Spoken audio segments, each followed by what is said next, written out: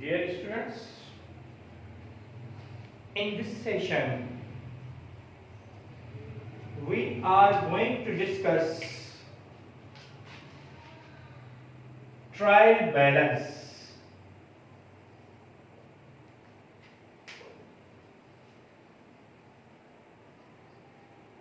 Trial balance में हम ये देखते हैं कि डेबिट साइड और क्रेडिट साइड आपस में इक्वल है।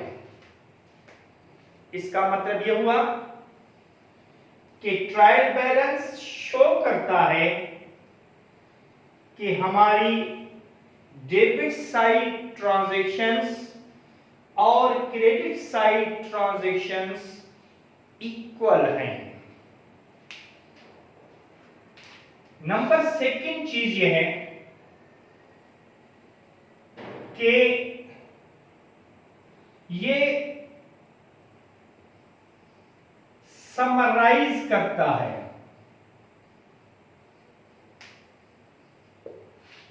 हमारी सारी फाइनेंशियल ट्रांजैक्शंस को।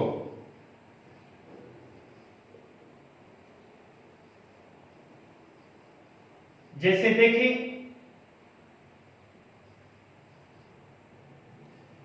अकाउंटिंग की जो डेफिनेशन है वो ये है कि accounting is an art of recording. Recording journal में होती है। Accounting is an art of recording, classifying ledger में होती है, और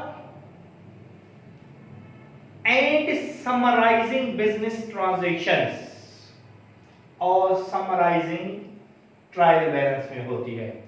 अब यहां पर यह हुआ कि ट्रायल बैलेंस हमें ये दिखाता है कि हमारी डेबिट साइड और क्रेडिट साइड इक्वल है। नंबर दूसरी चीज ये शो करता है, ये क्या करता है कि सारी जितनी भी हमारी अकाउंटिंग ट्रांजैक्शंस हैं उनको समराइज करता है। अब इसका जो प्रोफार्मा होता है वो कुछ इस तरह से है कि ऊपर से हम नाम लिखते हैं कंपनी का, A B C and company.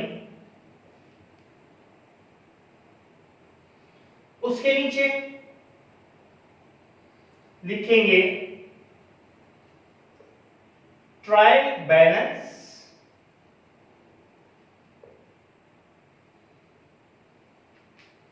उसके नीचे लिखेंगे at the end of year ended on 31st December 2019। जो भी ईयर हो, जो भी साल हो, वो हम यहां पर लिखेंगे। इसका प्रोफार्मा कुछ इस तरह से होता है।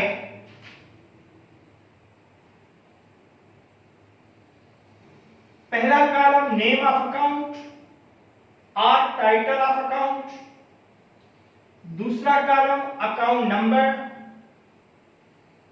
तीसरा कॉलम डेबिट और credit. name of account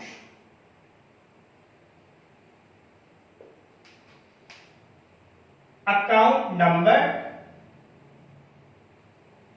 debit side and credit side. सबसे पहले हम लिखेंगे असेट्स। असेट्स में करंट असेट्स,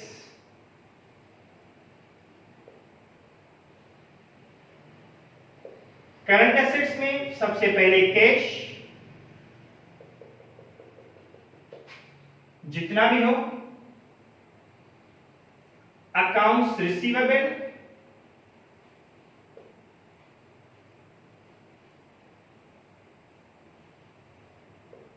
जितनी भी हो, merchandise inventory,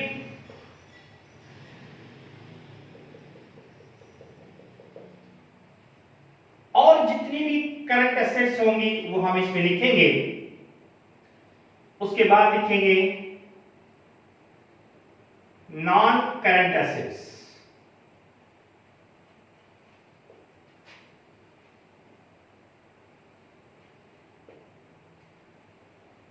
non current assets या फिक्स्ड एसेट्स एक ही चीज है। करंट एसेट्स और movable assets is same. Non current assets में फर्नीचर,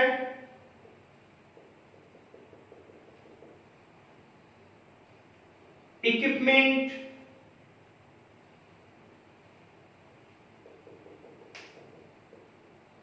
और जो भी नॉन करंट एसेट्स होंगी वो हम इसमें लिखेंगे। उसके बाद है कंट्रा एसेट्स। कंट्रा एसेट्स को हम थारोली डिस्कस करेंगे जाकर एडजस्टमेंट्स में, लेकिन यहां पर मैं आपको यह बताता हूं कि ये अपोजिट एसेट है। ये एसेट की वैल्यू में कमी पैदा करती हैं और ये हमारे पास दो होती हैं। एक allowances for bad debts, allowances for bad debts,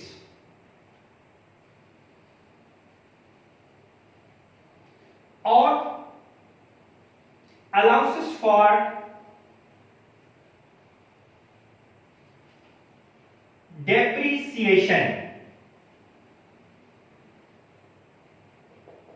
ये क्रेडिट होंगी क्योंकि ये कंट्रा एसेट है। उसके बाद है लायबिलिटीज।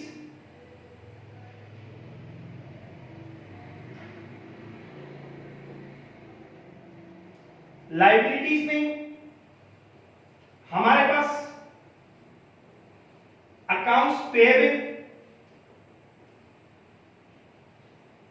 लोन, बैंक ओवरड्राफ्ट, ये सारी चीजें आ जाती हैं। नोट्स पेएबल या जो भी पेएबल चीज होगी वो लायबिलिटी में आएगी। उसके बाद है कैपिटल। कैपिटल में जो भी कंपनी का मालिक होगा हम यहां पर एस कैपिटल लिखते हैं। अहमद होगा तो अहमद कैपिटल लिखेंगे, अली होगा तो अलीस कैपिटल लिखेंगे। क्रेडिट होगी और कैपिटल के अंदर ही हम उसका अपोजिट अकाउंट ड्राइंग्स भी लिख लेते हैं। एज ड्राइंग्स मींस जाती खर्चे के लिए मालिक जो भी उठाता है उसको ड्राइंग्स कहा जाता है और वो डेबिट होंगी। उसके बाद इनकम। इनकम में हमारे पास सेल्स हैं,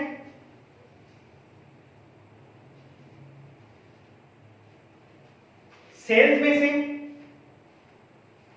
सेल्स रिटर्न्स,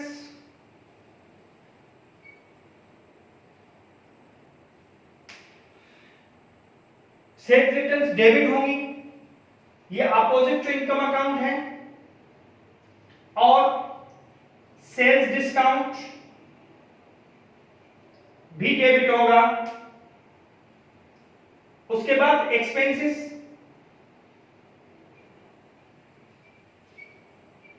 एक्सपेंसेस में परचेजेस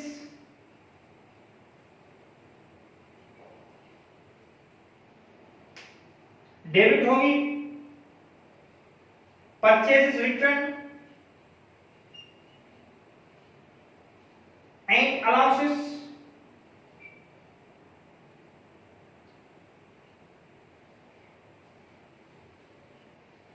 ये क्रेडिट होंगी, परचेजेस डिस्काउंट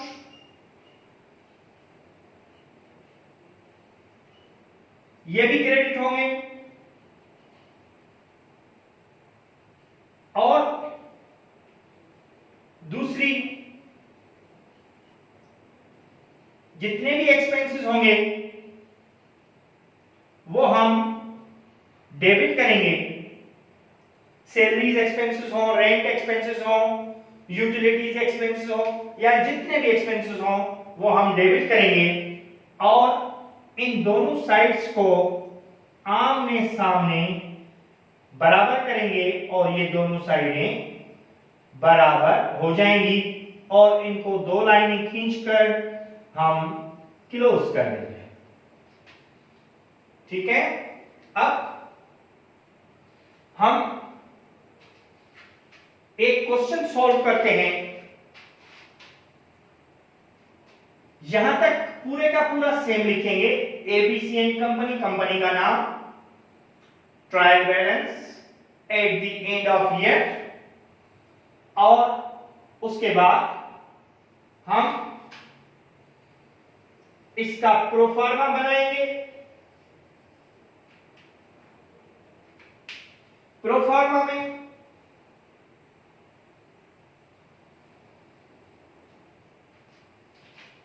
पहला column name of account, account number,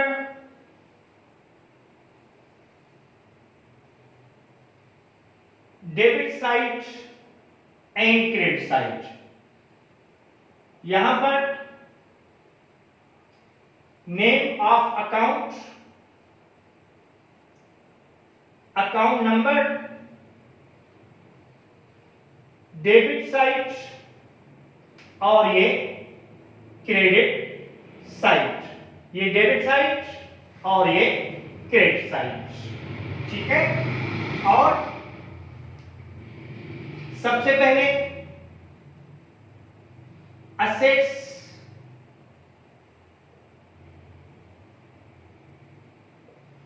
assets में करंट असेट्स,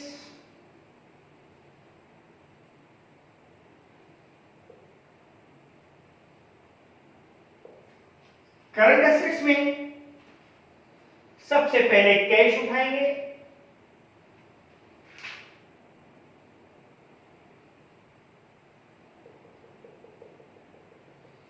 कैश 6,650। उसके बाद नोट्स रिसीवेबल,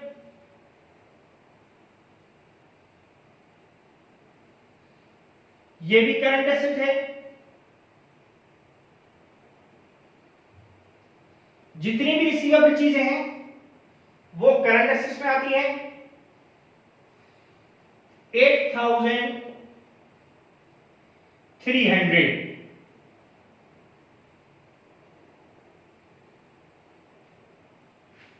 उसके बाद है अकाउंट्स रिसीवेबल,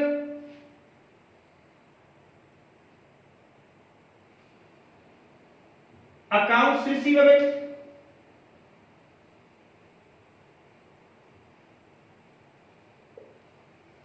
7,500।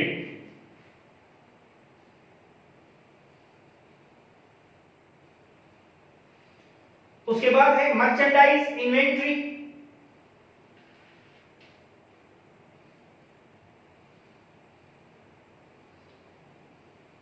जिसका शॉर्ट फॉर्म है M/I, 10,600। उसके बाद ऑफिस सप्लाईज,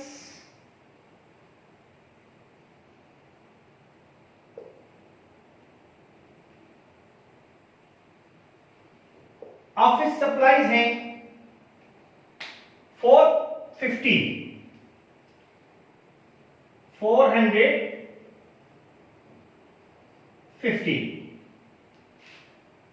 उसके बाद कोई करंट एसेट इसमें नहीं है, तो हम आएंगे नॉन करंट एसेट्स में। Non current assets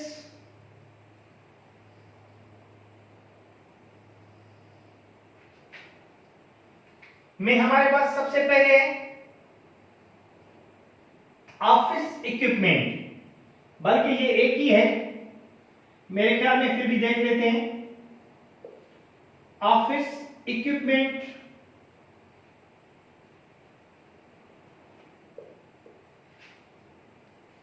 6,000।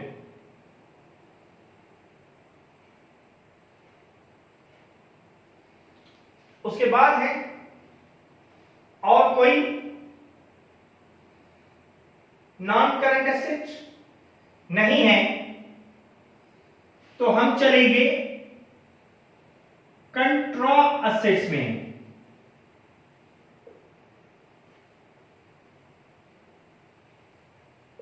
कंट्रा एसेट्स इस क्वेश्चन में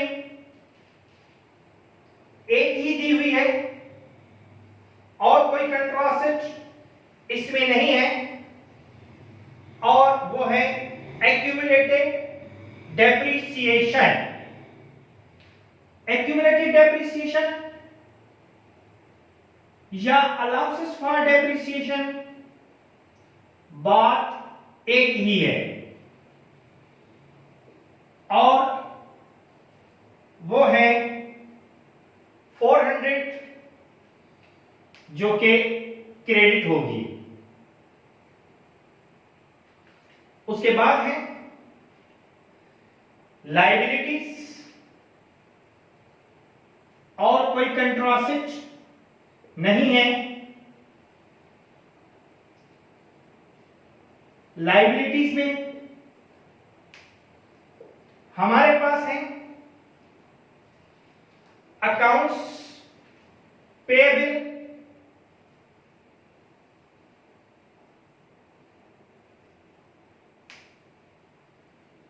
अकाउंट्स पेएबल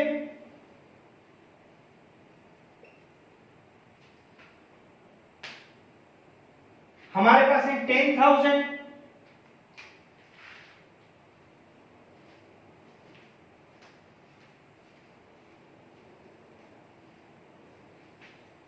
अकाउंट्स पेएबल के बाद सैलरीज पेएबल,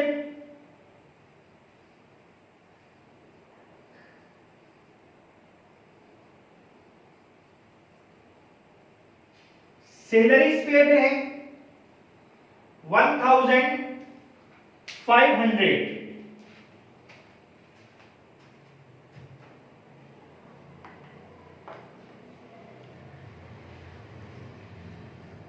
सैलरीज पेएबल के बाद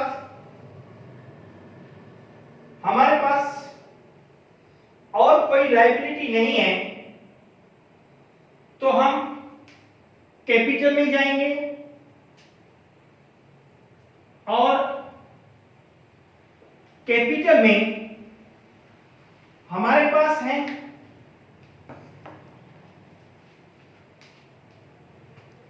शमी कैपिटल।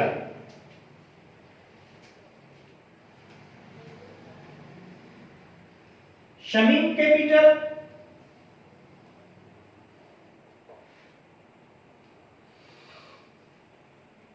20,000 जो कि क्रेडिट होगी, और इसके साथ साथ शमी ड्राइंग्स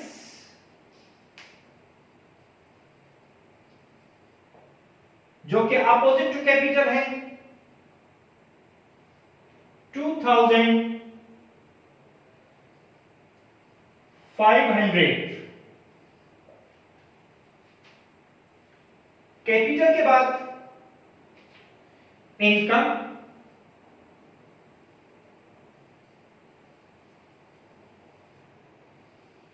इनकम में हमारे पास है फीस एंड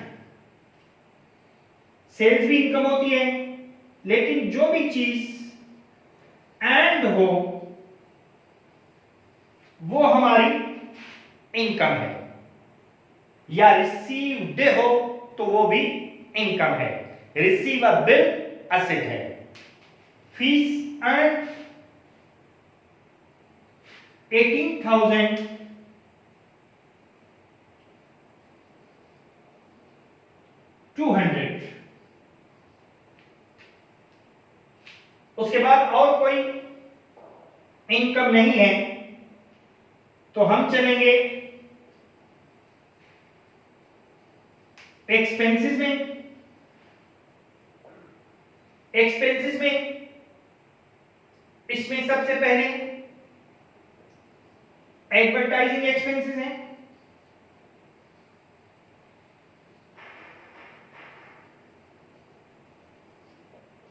एडवर्टाइजिंग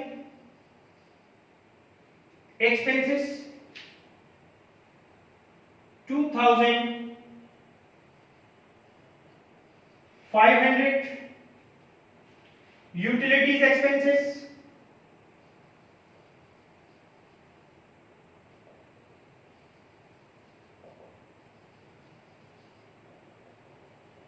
ये हैं 800। उसके बाद टेलीफोन एक्सपेंसेस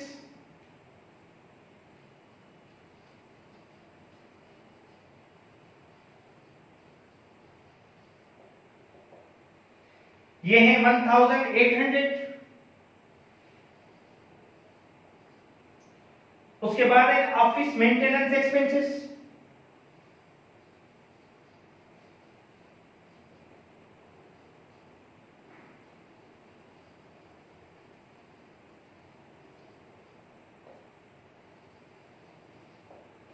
ये है 500। उसके बाद है सैलरीज एक्सपेंसेस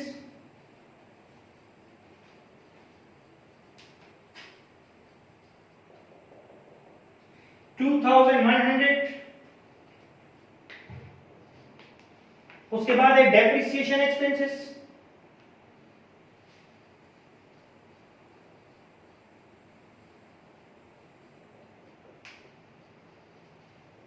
ये हैं 400। इन सब का हम टोटल करेंगे तो ये आएगा 50,100 और ये साइड भी 50,100। दोनों साइड्स को हम अकाउंटिंग के रूल के मुताबिक 2 लाइन खींचकर क्लोज कर देंगे। ठीक है, ये आपका ट्रायल बैलेंस है, ये इसका पहला प्रोफार्मा है। इसके ऊपर भी पहले आपने कंपनी का नाम लिखना पड़ेगा, उसके बाद ट्रायल बैलेंस, उसके बाद at the end of year ended on December 31। अगर आपने फॉर द ईयर लिखा तो ये गलत हो जाएगा, क्योंकि ये जितने भी बैलेंसेस हैं वो हमारे at the end of year वाले हैं, यानी 31 दिसंबर को ये पोजीशन है, पूरे साल की ये पोजीशन नहीं है। इसलिए हम ट्रायल बैलेंस पे लिखते हैं at the end of year ended on 31 दिसंबर, या जिस डेट को भी ये क्लोज हुआ हो। ठीक है, खुदा हाफिज।